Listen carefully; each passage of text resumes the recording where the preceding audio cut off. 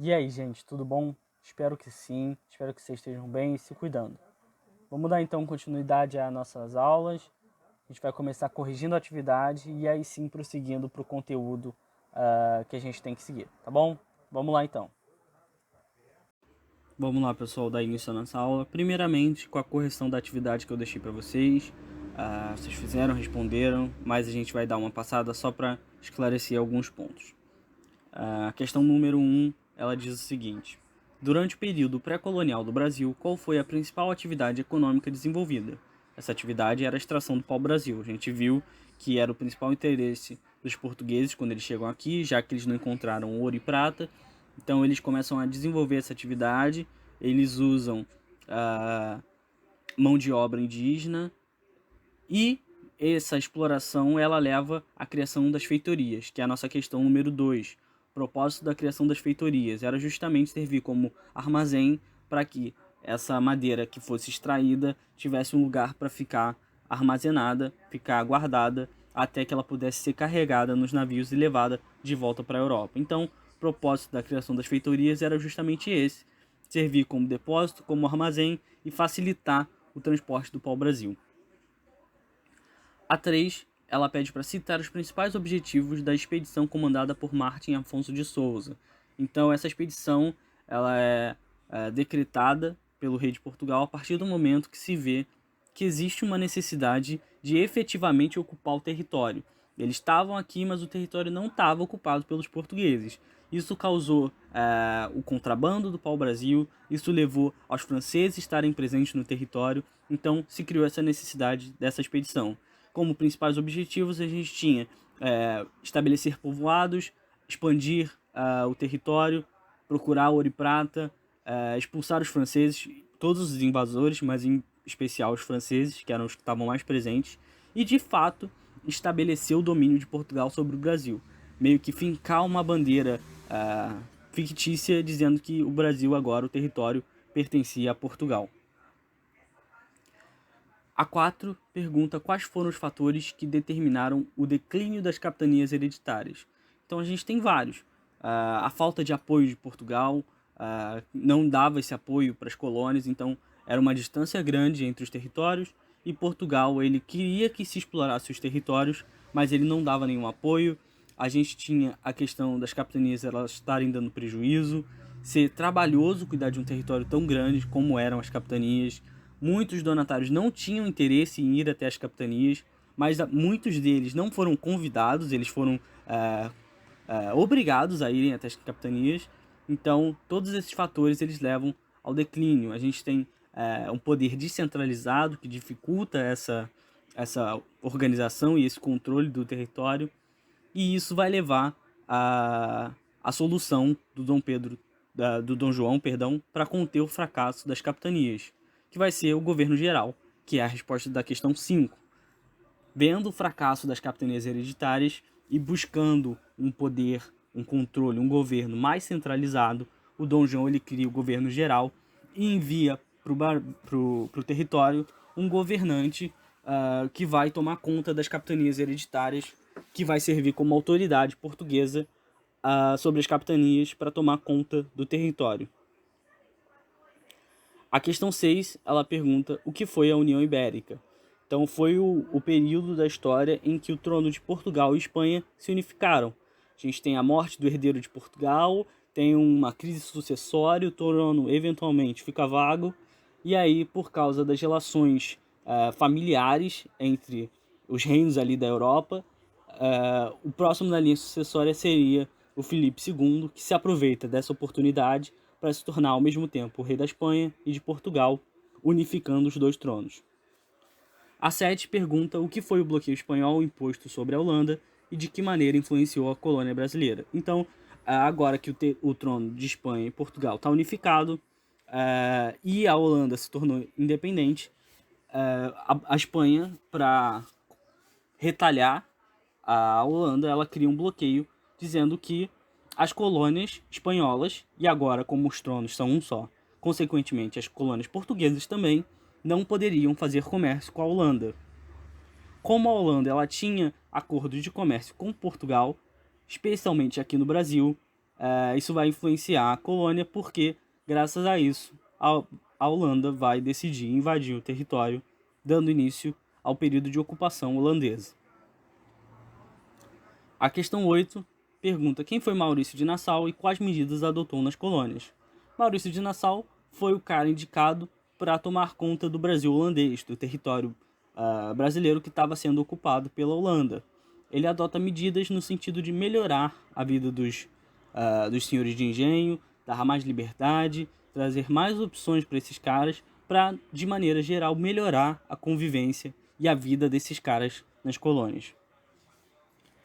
A questão 9 pergunta o que foi o episódio conhecido como Restauração do Trono Português. Foi o período em que o trono de Portugal e da Espanha se separa.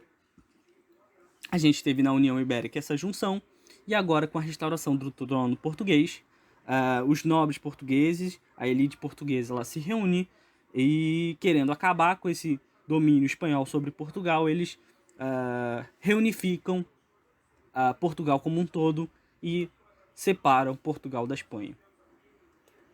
A questão 10 pergunta como se caracterizou o movimento da insurreição pernambucana. Então, depois da saída de Nassau, Holanda volta a pressionar muito fortemente os senhores de engenho. Isso leva a uma insatisfação desses caras, que estavam bem contentes sobre o governo do Nassau. Agora que ele saiu, as coisas começam a piorar. Isso leva a uma insatisfação.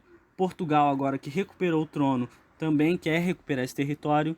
Isso tudo leva ao movimento da insurreição pernambucana, que foi o momento em que a Holanda é expulsa do Brasil por forças tanto dos colonos quanto dos portugueses que querem retomar o território.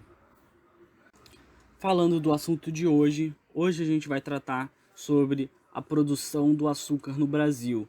A gente viu que durante o governo geral já se estabeleciam os primeiros engenhos de açúcar no Brasil, porque o pau-brasil ele começa a entrar em declínio, o preço cai e já não é mais tão benéfico economicamente comercializar esse produto. Então eles precisam mudar, eles precisam achar um novo produto que dê lucro e que seja bom para Portugal. Então a gente viu na época do governo geral que já se estabelecem os primeiros engenhos, e aí nessa aula a gente vai entender como é que se dá essa produção, como é que o açúcar ele entra em alta e eventualmente entra em declínio também. Na Europa, existe uma alta demanda pelo produto. O açúcar ele era um produto que estava em alta. O preço dele estava bom, era um produto que o mercado não estava produzindo tanto quanto era a demanda. E o Brasil ele tinha condições climáticas favoráveis para o plantio desse produto. Então já era um ponto em favor dessa produção. Outro ponto que favoreceu a produção do açúcar no Brasil foi que os portugueses eles já tinham experiência com o produto, porque eles já tinham algumas colônias do Atlântico que já realizavam essa produção. Então, o clima era parecido com o do Brasil nessas outras colônias e isso facilitava o plantio. Eles já plantavam açúcar em outras colônias, só que o Brasil era um território muito maior que dava para plantar muito mais açúcar e, consequentemente, lucrar muito mais com isso também. Então, outro ponto em favor de se plantar açúcar no Brasil. A gente viu, eu já falei isso algumas vezes, os engenhos eles são instalados primeiramente quando o Tomé de Souza ele vem para ser governador geral, ele traz alguns engenhos de açúcar e estimula essa prática.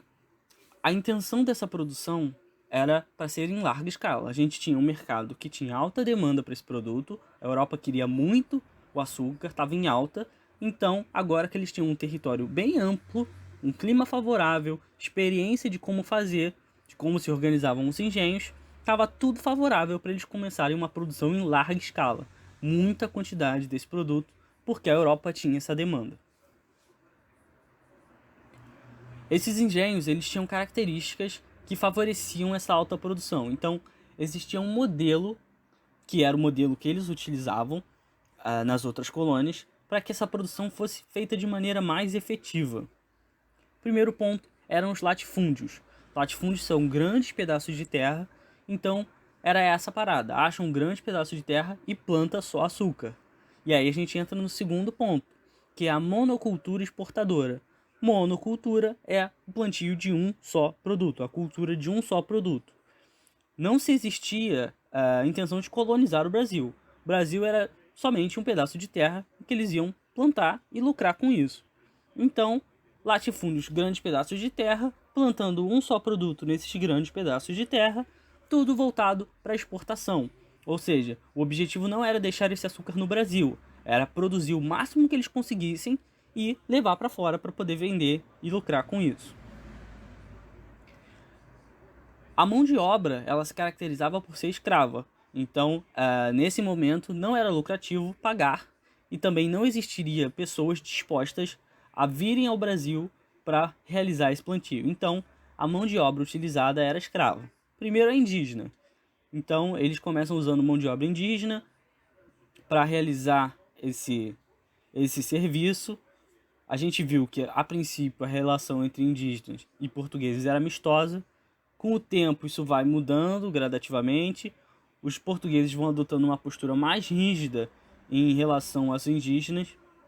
Eventualmente, essa mão de obra ela vai entrar em desuso e vai ser até desestimulada utilizar a mão de obra escrava indígena. E eles vão começar a estimular a mão de obra escrava africana. Então, aí a coroa portuguesa começa a desestimular a escravidão indígena. Por quê? A escravidão indígena no Brasil, ela era realizada, na sua maioria, pelos bandeirantes. Eram caras especializados em caçar indígenas para submetê-los à escravidão. Era essa a função. E aí eles recebiam por causa disso. Mas, como os bandeirantes ficavam dentro do território, o dinheiro que eles recebiam por esse serviço rodava dentro do território. Então Portugal não estava lucrando com essa produção indígena, com essa escravidão indígena. Com a escravidão africana, Portugal lucrava, porque se precisava comprar escravos. Então Portugal recebia fundos dessa prática.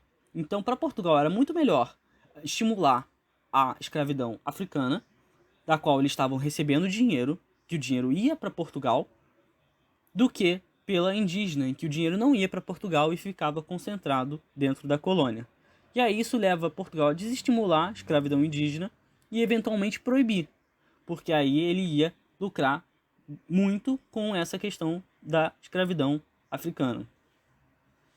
Esses escravos, eles são forçados a trabalhar nos engenhos de açúcar, com essa produção, já que o objetivo era larga escala. Então quanto mais se produzisse, quanto mais se forçasse esses caras a trabalharem, mais Portugal ia lucrar. Só que os escravos africanos eles não se submetem com facilidade. Eles fogem e fundam comunidades de resistência que eram conhecidas como os quilombos.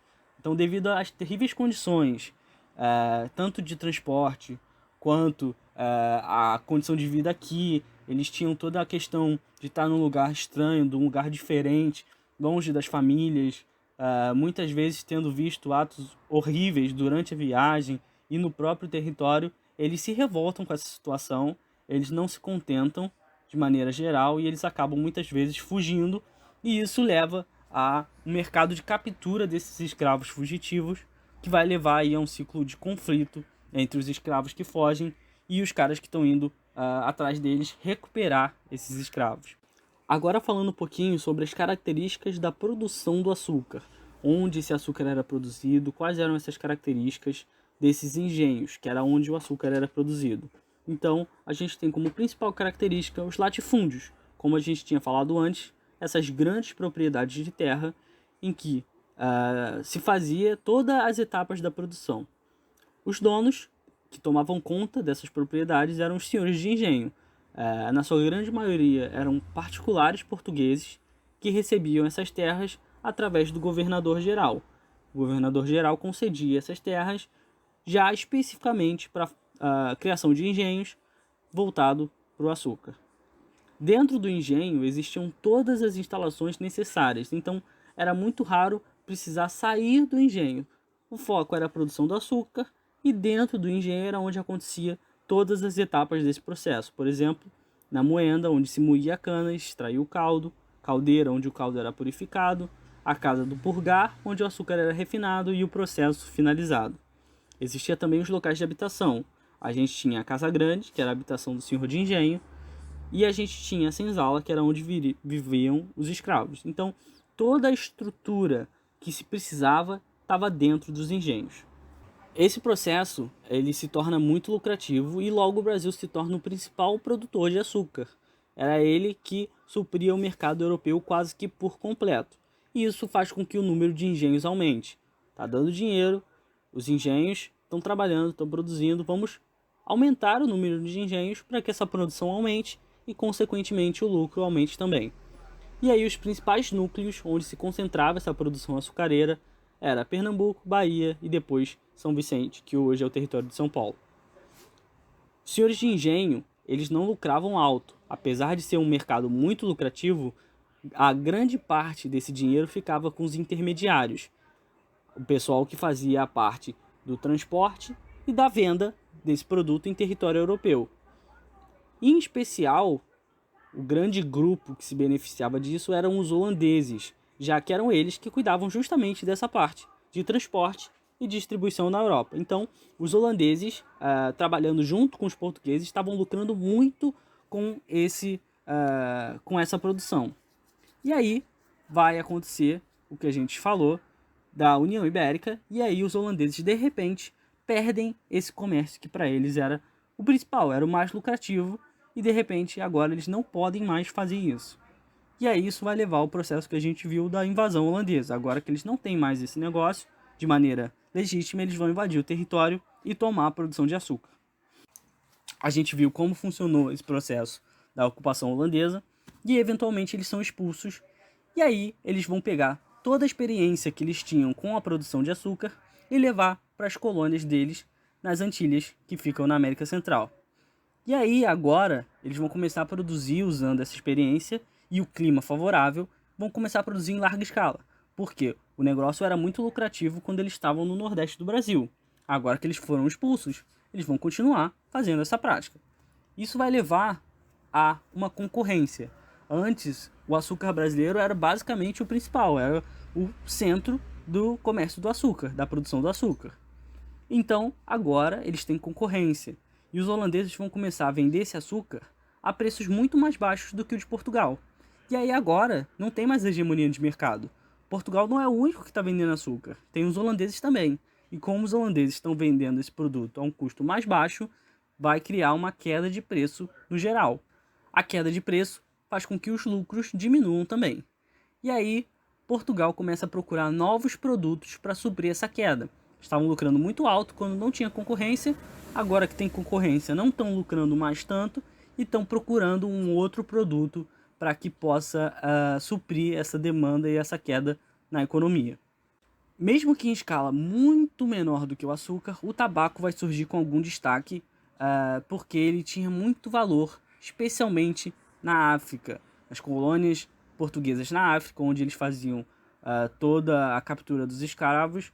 Então o tabaco ele surge com algum destaque, mas ainda nem perto do que foi o açúcar. E aí, por causa dessa questão da concorrência de mercado, o açúcar ele começa a entrar em decadência. A procura ela já não é tão grande, o lucro já não é tão grande, e isso vai levar a um desestímulo da produção do açúcar, e Portugal vai voltar a buscar um outro mercado que ele nunca esqueceu, que era a questão dos metais preciosos. Desde que Portugal estabeleceu colônia, eles queriam os metais preciosos, e até agora eles não tinham achado. Então agora que o açúcar entra em queda, a coroa portuguesa vai começar a estimular isso, oferecendo recompensa aos bandeirantes que descobrissem metais preciosos. Os bandeirantes, a principal atividade deles era a captura dos indígenas para escravizar esses caras. Agora que Portugal proibiu a escravidão indígena, eles veem nessa questão de buscar metais preciosos, de explorar o interior do país em busca desses metais, como uma nova oportunidade de mercado, e a grande maioria dos bandeirantes se dedica a isso, já que a promessa de recompensa era real, e eventualmente eles vão acabar achando esses metais preciosos que Portugal tanto desejava, dando início a um novo ciclo no Brasil, que a gente vai estudar um pouquinho melhor nas próximas aulas.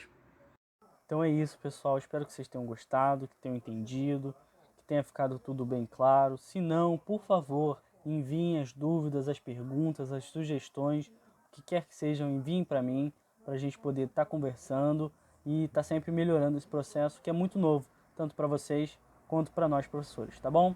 Até semana que vem, um abraço, fiquem bem, tchau, tchau.